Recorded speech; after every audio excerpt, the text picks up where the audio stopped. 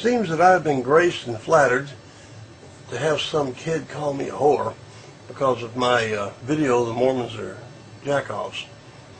And I made a couple of statements in that video about the way the money was handled in Mormonism and things like that.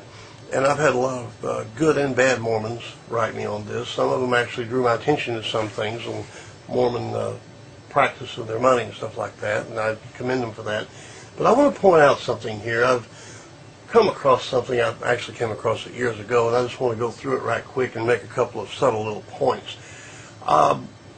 Most of you have probably heard of the famous Hoffman Salamander letter. The authenticity of it, the letter was deemed authentic by experienced document examiners, testimony to Hoffman's superior forgery techniques. This thing was offered to Don Schmidt of the LDS Church Historical Department on January 3rd, 1984 by one Lynn Jacobs, who wanted to trade it for a $10 Mormon gold piece. Well, Jacobs told Smith he got the letter from a collector in the East and referred by Mark Hoffman. Now, the offer was rejected. Jacobs suggested that Brent Ashworth might have an interest, and although Hoffman had already showed the transcript of it to him and declared it to be a fake, the contents of the letter seemed too similar to Howell's Mormonism Unveiled or whatever.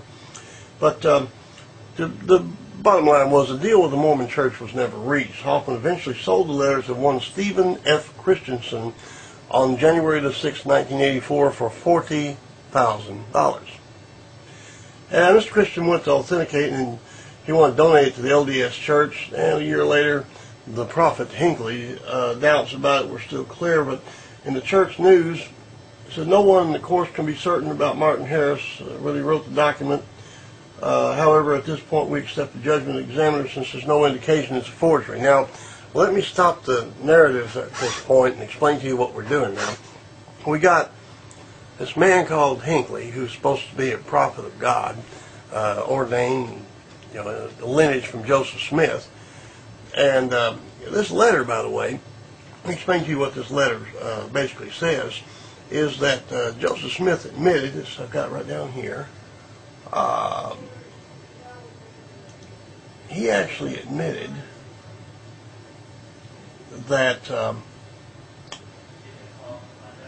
he had come upon a lot of his ingredients for some of his beliefs in Books of Mormon, stuff like that, by conversing with a salamander in the bottom of a hole. Apparently the prophet didn't find this unusual, that Joesph had smoked to a salamander.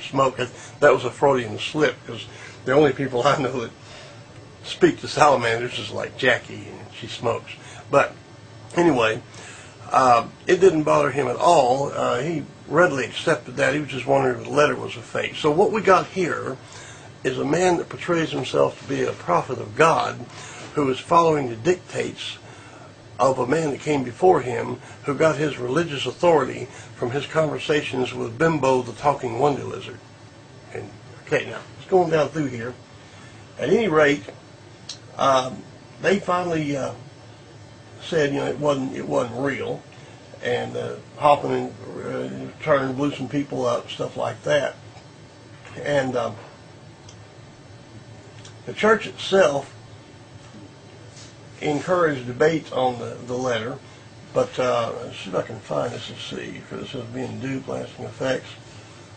The LDS Church publicly released the contents of the Salamander letter in April of 1985. About the same time, the church also released a letter to its high school seminary program, suggesting the seminary teachers not encourage debate about the Salamander letter. I just don't imagine. But that they should tactfully answer genuine questions on the subject.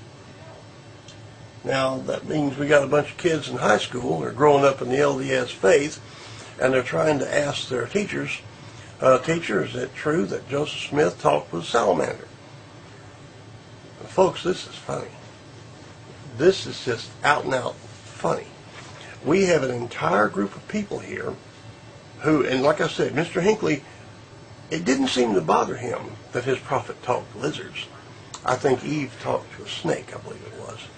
That didn't bother him. And I'll give the church credit. It didn't personally pay for the salamander letter, but there was $40,000 changed hands here.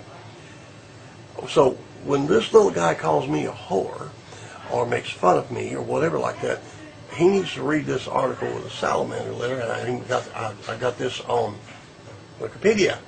Just type in salamander letter. You can read it for yourself, and it's all right there. I invite your comments. I'm not going to laugh out loud. I don't think the Pope ever talked to a lizard.